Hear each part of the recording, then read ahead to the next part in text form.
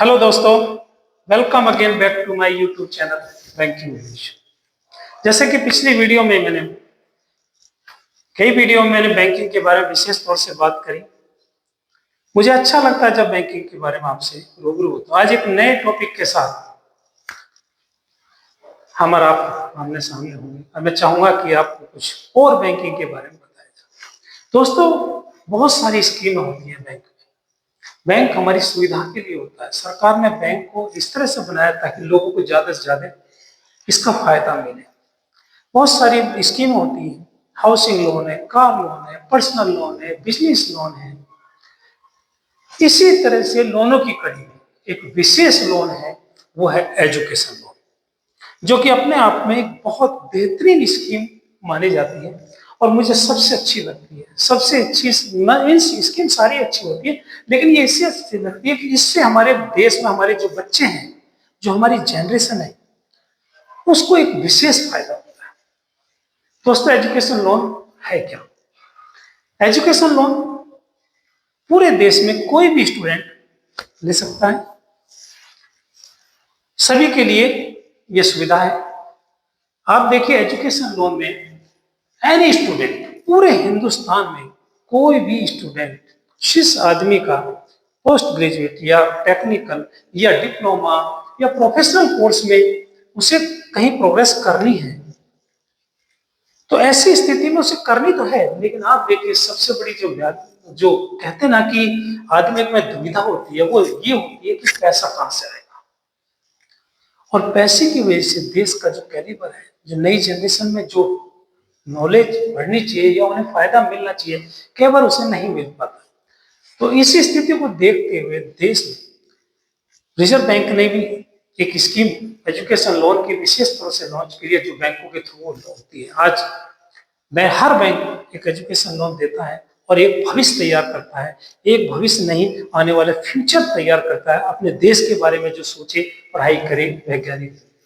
आप देखिए दोस्तों, क्या होता है कि जब नॉलेज नहीं होती तो हम पैसे के लिए परेशान होते हैं, लेकिन जब नॉलेज होती है तो आप ये भी अंदाजा लगा सकते हैं कि हमें पैसा मिल कहां से सकता है। मान लिए किसी बच्चे का किसी भी उसमें एक कोर्स में डिप्लोमा करना चाहता है, प्रोफेसर करना चाहता है, बीटेक करना चाहता है, बीसीए करना चाहता है और डिप्लोमा जो वो करना चाहता है, और उसका यही चिंता है कि मेरा पैसा कहां से।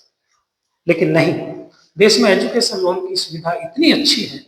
आप देखिए, जब भी किसी बच्चे का एडमिशन हो जाता है, कंफर्म होने पर आप कंफर्म होके आप मान लिया किसी पंजाब नेशनल बैंक में आपका अकाउंट है, आप जाइए अपने बैंकर के पास।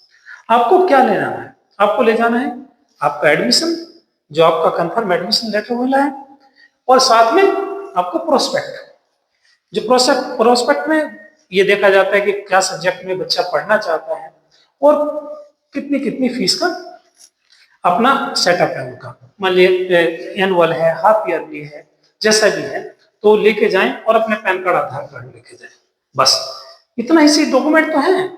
अरे बैंकर आपके लिए है, बैठा है आपसे, आप देखिए तो सही। मान लिया आप गए लोन ऑफिसर के पास गए, तो आप देखेंगे कि लोन ऑफिसर आपसे यही चार चीज मांगता है। पैन कार्ड, आधार कार्ड दे दीजिए, अकाउंट अपने नंबर लिख दीजिए एप्लीकेशन में, अब एप्लीकेशन भरिए।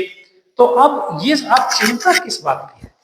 चिंता ये है कि आप सोच जाते रहे।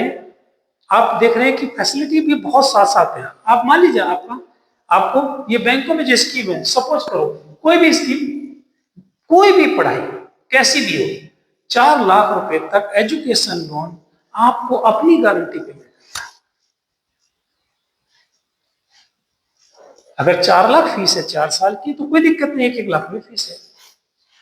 यदि 4 से 7.5 लाख रुपए तक आपको फीस देनी पड़ती है, तो उसमें आपको को बरोबर बना लेते हैं, अपनी मदर को, फादर को, क्योंकि उनको भी ऐड कर लिया जाता है। तो ये मानिए बिना कोलेटरल के, बिना उसके पर्सनल गारंटी पे 7.5 लाख रुपए दे दिए जाते हैं। लेकिन आज का जो वक्त है वो बहुत कॉस्टली है। कॉस्टली मीन्स फीस बहुत ज्यादा है। तो 7.5 लाख रुपए से स्कीम बंद नहीं हो सकती कि भाई यहीं तक है, नहीं, फीस तो कितने भी हो सकती है, लेकिन आपको उससे 7.5 लाख रुपए से ऊपर जब भी हम जाते हैं, तो बैंक को कोलेटरल सिक्योरिटी के रूप में जो भी प्रॉपर्टी आपको उनको मान्य है, वो आपको देनी पड़ेगी। और नीड बेस, जितना भी आपको एजुकेशन लोन लेना है वो ले सकते हैं, कोई दिक्कत नहीं है। इस स्कीम की सबसे बड़ी विशेषता क्या है? मान लिया आपका कोर्स 4 साल का है, आपकी पढ़ाई 4 साल पूरी होगी, आपसे बैंक कभी भी आपको इंसिस्ट नहीं करेगा कि हमारा पैसा जमा करिए। 4 साल पूरा होने के बाद 1 साल और इंतजार करेगा बैंक, और 1 साल बैंक इंतजार करता है कि भाई बच्चे की जॉब लग जाएगी इसी पीरियड में, तो बच्चा जब उस पर इनकम होगी जब तो देगा, तो बैंक 1 साल और देता है। और 5वें साल में जाकर उसको आप 5वें साल में जाकर आपकी उसको किस्त बनाता है। लेकिन इस बीच में एक सुविधा और भी है, अगर मान लीजिए 6 महीने में 4 महीने बाद आपकी जॉब लग जाती है आपकी पढ़ाई के बाद, तो आपकी ड्यूटी बनती है कि आप बैंक को बताएं, इन्फॉर्म करें कि जी मेरी ड्यूटी लग गई है, मेरी जॉब लग गई है, मेरे को अर्निंग शुरू हो गई है। उस अर्निंग शुरू होने में ये होगा कि आपको बैंक जब ये देखेगा कि अब अर्निंग आ गई अकाउंट में, तो जितना भी लोन है और इंटरेस्ट है उसे प्लस करके और जो ईएमआई बनती है आपको बता दी जाएगी, क्योंकि इतनी ईएमआई है आप अपना पे करते रहिए। ईएमआई मैक्सिमम 15 ईयर्स तक भी होती है। आप कोशिश करें कि आपको मैक्सिमम पीरियड की ईएमआई दें, क्योंकि उसमें कम अमाउंट होता है।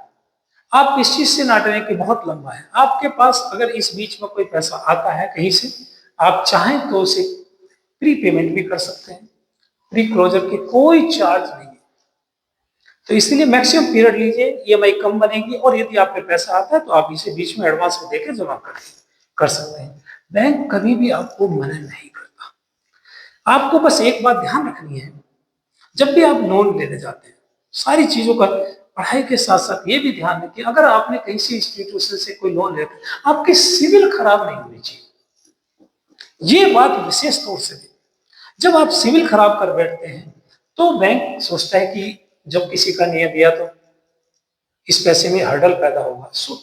तो इस तरह से एजुकेशन लोन बच्चों के लिए, बच्चों का भविष्य है, देख के आप देखना कि एजुकेशन लोन जब लोगे आप तो आपको पता चलेगा कि आपको कोई 4 साल तक कोई पैसा नहीं देना, और आपको एक बेहतरीन एटमॉस्फेयर मिलेगा। और इसके बाद आप अपना पे करें, अपना नाम रोशन करें, उस बैंक का भी नाम रोशन करें, उनको भी धन्यवाद करें, बैंक आपको धन्यवाद करेगा आपने हमसे लोन लिया, या फिर आप उनका धन्यवाद करें कि आपने पैसा दिया मुझे एजुकेशन दी। आप एजुकेशन के बारे में विशेषता ये है कि कैलिबर बच्चों में बहुत होता है, लेकिन पैसे की कमी की वजह से कई बार वो नहीं उभर पाता। तो मेरी तो आप सबसे सलाह है, आप पढ़िए, मेहनत करिए और मनपसंद कोर्स करिए जो पढ़ाई कर सकते हैं, और एक बार एडमिशन होने के बाद आप अपने बैंक में जाके तो देखिए। जो मुझे उम्मीद है 100% बैंक आपकी हेल्प करेगा। एजुकेशन रिलेटेड, इससे रिलेटेड कुछ भी अगर कोई क्वेरी हो आप मेरे कमेंट्स में लिख सकते हैं, कि मैं आपको गाइड करूंगा, पूरी कोशिश करूंगा कि आपको एक अच्छा वे रास्ता दूं कि आप ऐसा कर सकते हैं। एक चीज याद रखें, आप पढ़ाई करते हैं और आपकी जॉब लग जाती है, 1 साल का इंतजार ना करें, तुरंत आके अपने बैंक को बताएं। उस 1 साल के बाद तो ईएमआई बननी बनी है, पर उससे पहले अगर आप करेंगे तो बैंक को बहुत अच्छा लगेगा। तो एजुकेशन लोन जो होता है वो ये स्कीम मुझे सबसे अच्छी स्कीम इसीलिए लगती है कि इससे भविष्य जुड़ा हुआ है, और चीजों से भविष्य जुड़ा होता है। लेकिन इससे जब आदमी पढ़ के निकलता है तो मार्केट में आता है, मार्केट में अपने जॉब करता है, देश की सेवा करता है, तो फिर याद करता है कि मुझे मेरे माँ बाप के पास पैसा नहीं था, उनकी इतनी हिम्मत नहीं थी कि वो इतना पैसा छुटा सके, लेकिन बैंक ने विशेष मदद करके मुझे पढ़ाई कर दी। तो दोस्तों, एजुकेशन लोन इसकी फायदा उठाएं, और एक बार अपने जब भी बैंक जाते हैं तो अपने लोन ऑफिसर से और बैंक के मैनेजर से मिलिए, देखना वो ऑटोमेटिक आपको ये बताएंगे कि नहीं सर आइए, वेलकम। ठीक है दोस्तों, ओके, बेस्ट ऑफ लक।